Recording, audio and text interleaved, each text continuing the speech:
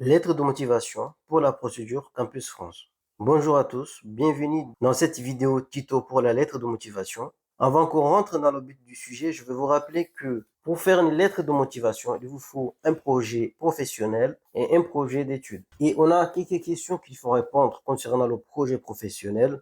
Premièrement, il faut savoir le poste que vous voulez occuper plus tard, dans quel secteur, quelles sont les tâches que vous allez accomplir et quelles sont vos motivations? Alors, vous pouvez dire que c'est pas euh, facile de trouver ça, mais vous avez les sites comme Onicep ou Studorama qui vont vous aider avec les fiches métiers. Vous allez pouvoir trouver toutes ces informations. Concernant votre projet d'études, il va falloir vous poser la question, quel diplôme est nécessaire pour obtenir le poste que vous désirez occuper après vos études? Quelles connaissances sont nécessaires pour réaliser les tâches dans votre futur travail? Comme je l'ai dit tout à l'heure, si vous vous rendez sur le site Onicep ou Studorama, vous pouvez trouver toutes les informations. Mais aussi, il faut que vous soyez capable de répondre à ces questions. Voilà, j'ai divisé la lettre de motivation en 9 parties. La première partie, je l'ai appelée soumettre votre candidature. Deuxième partie, pourquoi avoir choisi l'école, projet d'études, projet professionnel. Troisième partie, vous allez parler de vos prérequis. Quatrième partie, de vos expériences. Cinquième partie, montrer l'intérêt que va vous apporter cette école en France. Sixième partie, parler de vos qualités. Septième partie, préciser si vous avez les lettres de recommandation. La huitième partie, c'est la phrase de politesse pour la fin. Et puis neuf, c'est le nom et prénom en bas à droite. C'est comme votre signature. Regardez la vidéo jusqu'à la fin. Vous allez avoir l'accès aux trois modèles de lettres et motivation. En fonction de votre situation, vous allez choisir une et vous pouvez vous inspirer de ça.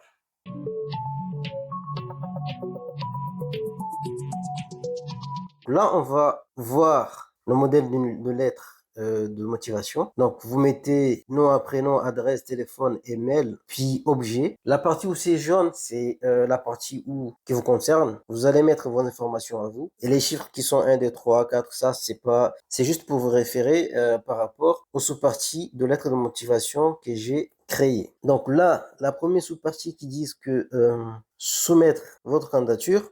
Donc, vous allez dire, je me permets de vous adresser ma candidature pour intégrer, vous dites le nom de l'école, et vous voulez vous former en quoi? Et obtenir par après un master et me spécialiser. Pourquoi avoir choisi l'école?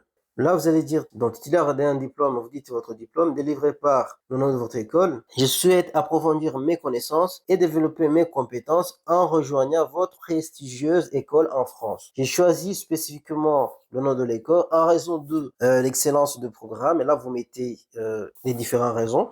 Ça, c'est une des raisons qui est adaptée à mon projet d'études pour réaliser mon projet professionnel. Là, c'est la partie, j'ai dit que vous allez donc, la partie des concerne le pourquoi vous avez choisi l'école. Vous introduisez projet d'études et projet professionnel. Donc, si cette sous-partie ici, vous pouvez dire, en effet, je souhaite devenir un informaticien spécialisé dans tel domaine. C'est pour cela que je postule.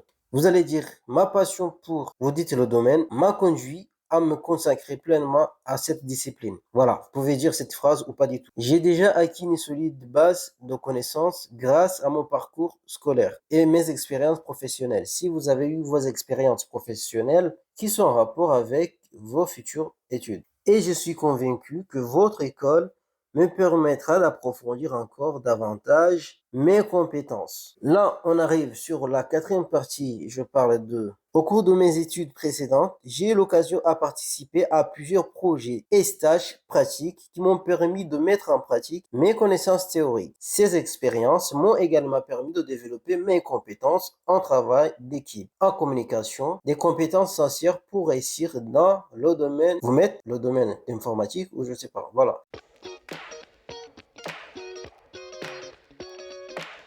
Donc, on arrive ici. Donc, la partie 5, montrer l'intérêt que va vous apporter cette école en France. Là, on va parler de l'intérêt que va vous apporter l'école. Donc, on va parler, donc, intégrer votre école serait pour moi une opportunité unique de bénéficier de la qualité d'enseignement dispensée par votre corps professoral, hautement qualifié pour réaliser mon projet professionnel de devenir, voilà, vous dites si vous voulez être ingénieur plus tard, en informatique par exemple. En effet, devenir, là, vous allez parler de votre projet professionnel.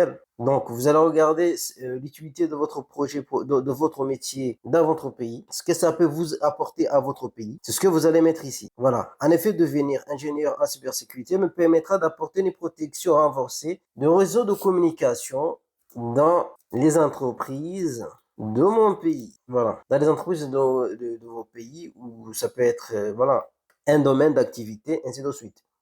C'est un exemple. La partie 6, on va parler de vos qualités. Vous pouvez dire ma détermination, ma passion, ou vous dites je suis une personne déterminée, travailleuse, curieuse, ainsi de suite. Vous mettez les qualités. Par rapport au domaine que vous visez plus tard, vous dites votre passion pour ce domaine-là et l'ouverture d'esprit font de moi un candidat idéal pour intégrer votre école. Ça, c'est très important de dire ça. Je suis prêt à relever les défis académiques et m'investir pleinement dans mes études. Si vous avez des lettres de recommandation, c'est la partie 7, il faut le dire. Je joins dans mon dossier une lettre de recommandation ainsi que mon CV qui vous parlera plus de mon parcours. Je reste à votre disposition pour tout renseignement complémentaire. En vous remerciant en attente, la phrase de politesse pour la fin. En vous remerciant de votre attention portée à ma candidature, je reste à votre disposition pour toute information complémentaire. Veuillez agréer, madame, monsieur, l'expression de mes salutations distinguées. Bon, voilà, ça c'est la fin de la lettre de motivation. Et puis ensuite, nom et prénom en bas à droite. S'il y a une partie que vous n'avez pas, si vous n'avez pas l'expérience, ne mettez pas. Une partie que vous n'avez pas, ne mettez pas du tout. Si vous n'avez pas de lettre de recommandation, cette partie-là, ne la mettez pas du tout. Voilà. Sinon, vous avez tout ça. Vous pouvez la faire à votre sauce, à vous. Changer les qualités, ainsi de suite. Voilà. Et quoi d'autre?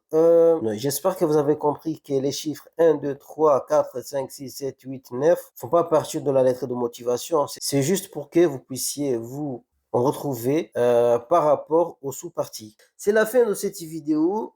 J'espère que cette vidéo vous a été utile. Je vais mettre la lettre de motivation dans la description de la vidéo après. Du coup, je vous dis à très bientôt dans la prochaine vidéo.